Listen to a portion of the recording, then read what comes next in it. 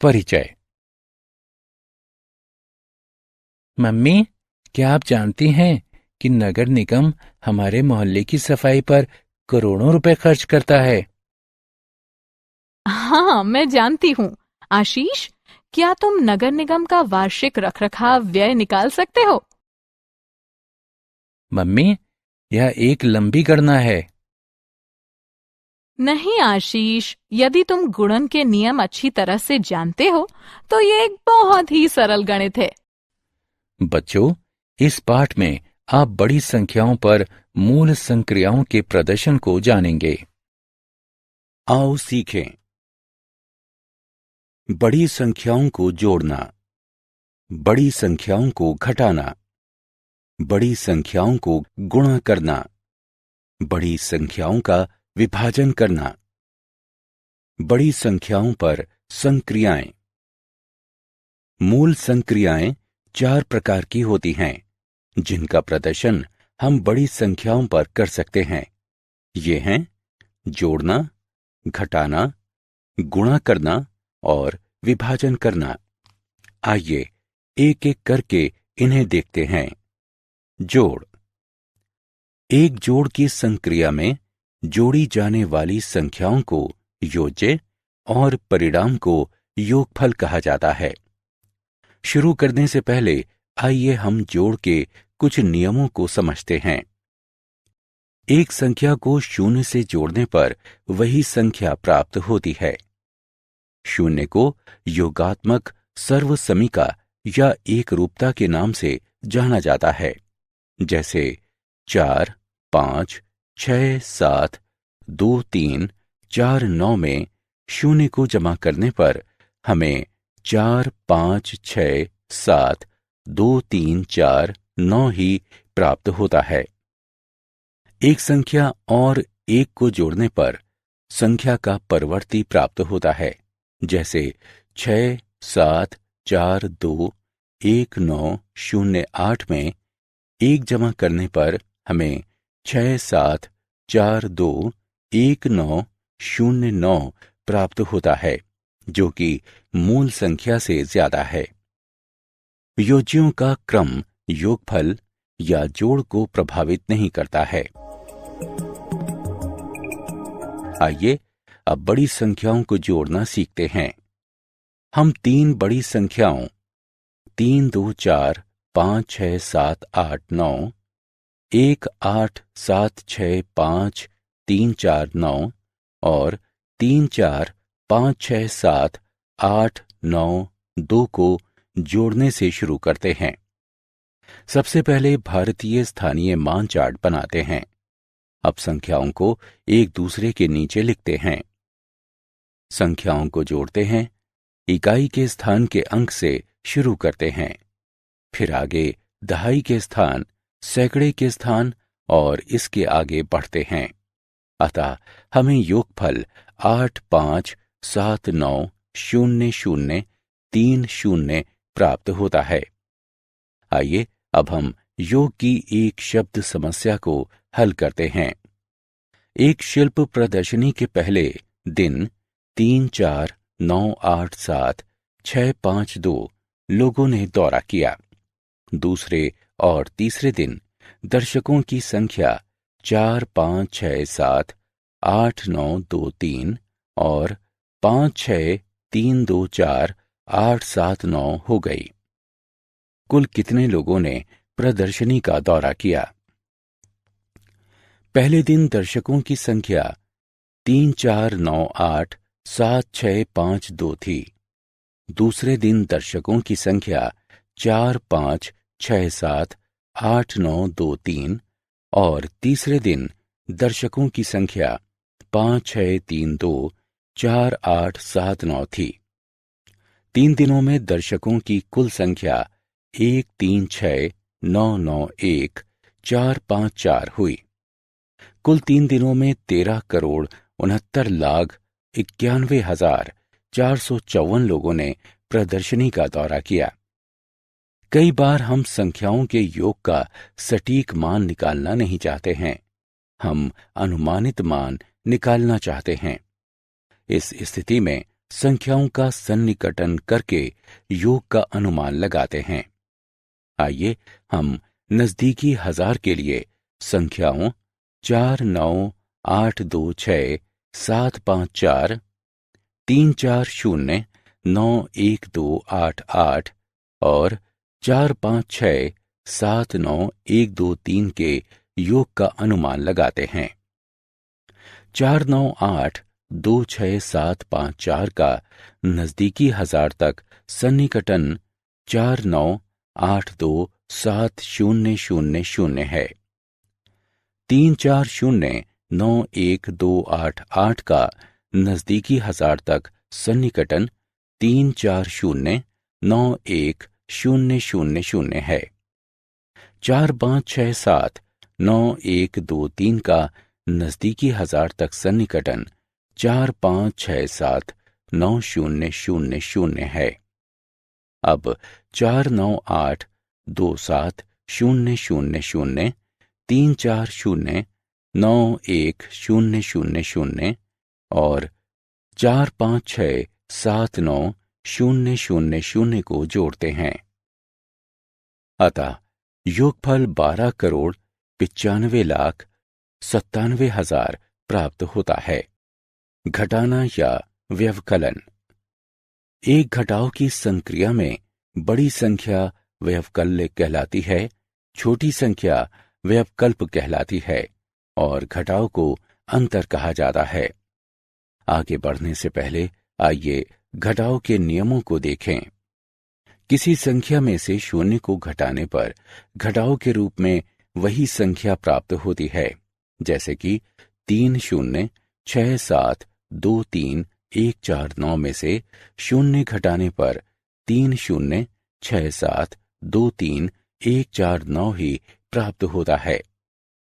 किसी संख्या में से एक को घटाने पर उस संख्या का पूर्ववर्ती प्राप्त होता है, जैसे कि 74623195 में से एक घटाने पर 74623195 प्राप्त होता है, जो कि मूल संख्या से छोटा है।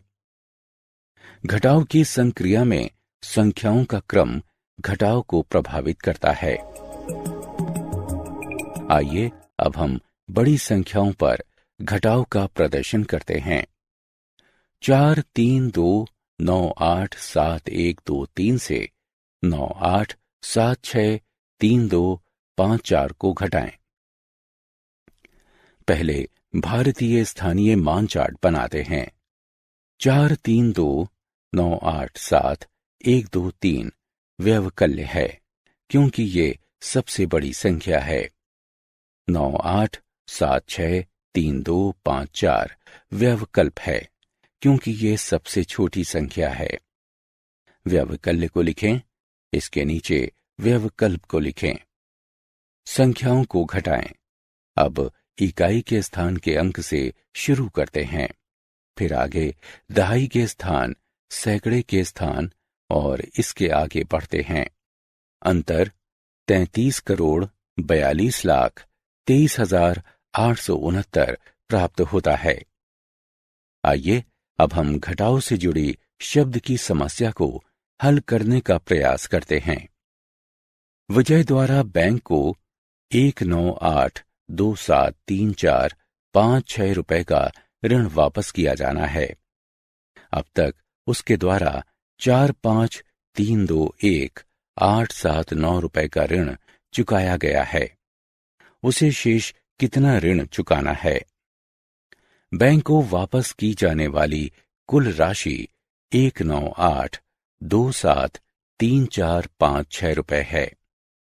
चुकाई गई राशि 45321,879 रुपए है। चुकाई जाने वाली राशि 152951577। विजय को 15,29,51,577 रुपए की शेष ऋण राशि वापस करनी है। आइए अब हम दिए गए हल के लिए एक शब्द समस्या की रचना करते हैं। इस हल को देखें। एक चुनाव में एक उम्मीदवार के द्वारा प्राप्त किए गए वोट हैं 43908072। एक दूसरे उम्मीदवार के द्वारा प्राप्त किए गए वोट हैं 12897654। वोटों के बीच का अंतर है 31010418। हल से ये स्पष्ट हो जाता है कि चुनाव में दो उम्मीदवार हैं।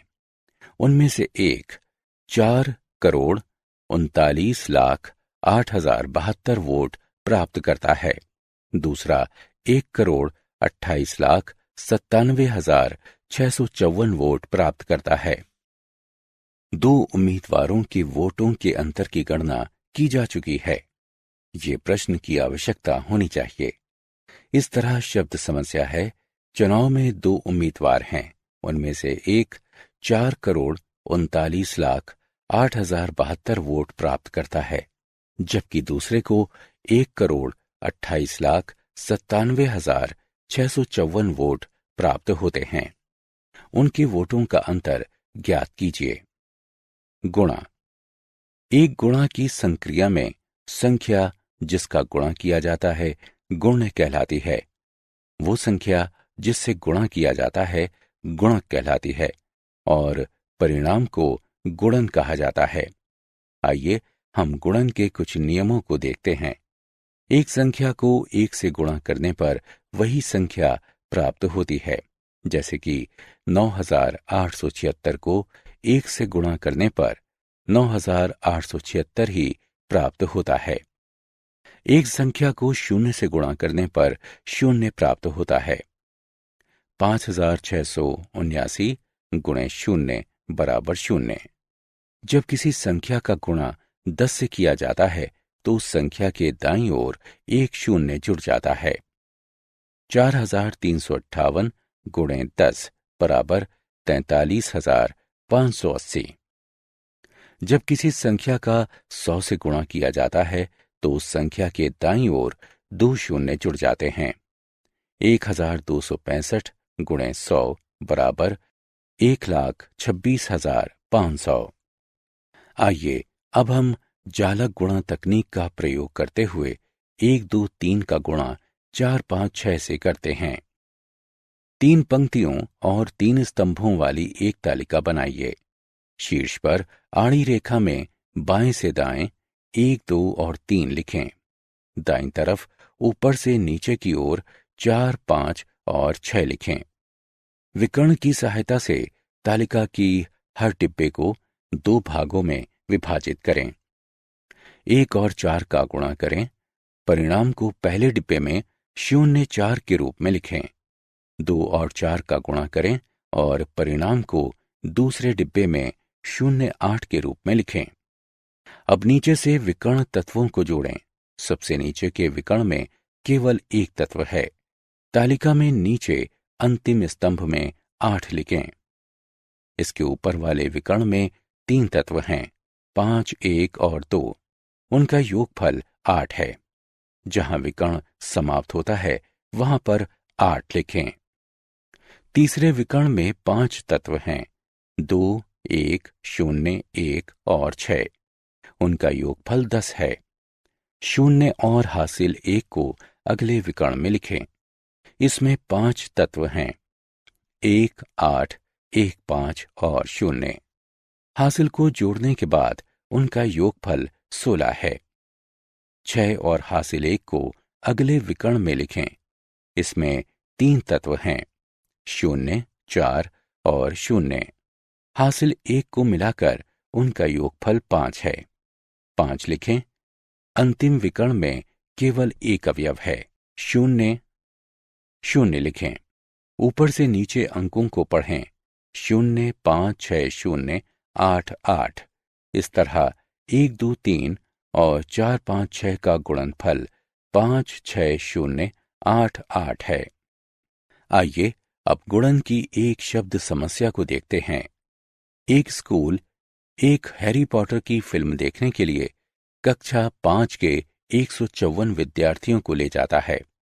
ये प्रत्येक विद्यार्थी से 325 रुपए जमा कराता है।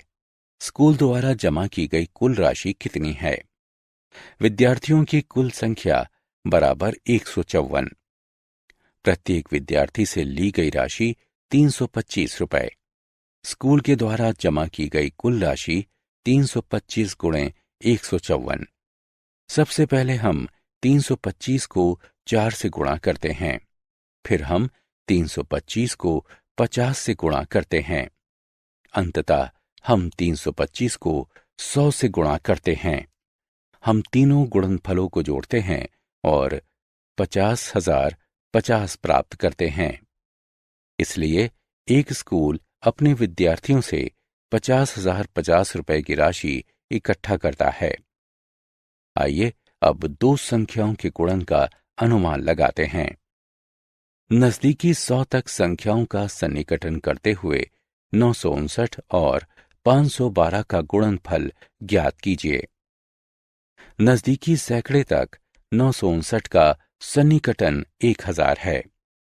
नजदीकी सैकड़े तक 512 का सन्निकटन 500 है। 1000 गुणे 500 बराबर 5 लाख। इसलिए 959 और 512 का अनुमानित गुणनफल 5 लाख है। हमने क्या चर्चा की? एक जोड़ की संक्रिया में जोड़ी जाने वाली संख्याओं को योज्य कहा जाता है। एक घटाव की संक्रिया में सबसे बड़ी और सबसे छोटी संख्याएं व्यवकल्य और व्यवकल्प कहलाती हैं। एक गुणा की संक्रिया में गुणा की जाने वाली संख्या और संख्या जिससे गुणा किया जाता है गुण्य और गुणक कहलाती है। एक विभाजन की संक्रिया में भाग दी जाने वाली संख्या और वो संख्या जिससे भाग दिया जाता है भाज्य और भाजक कहलाती है। जोड़ का परिणाम योगफल कहलाता है। घटाव का परिणाम अंतर कहलाता है। गुणा का परिणाम गुणन कहलाता है। विभाजन का परिणाम भागफल कहलाता है। शून्य को योगात्मक सर्वसमीका कहा जाता है।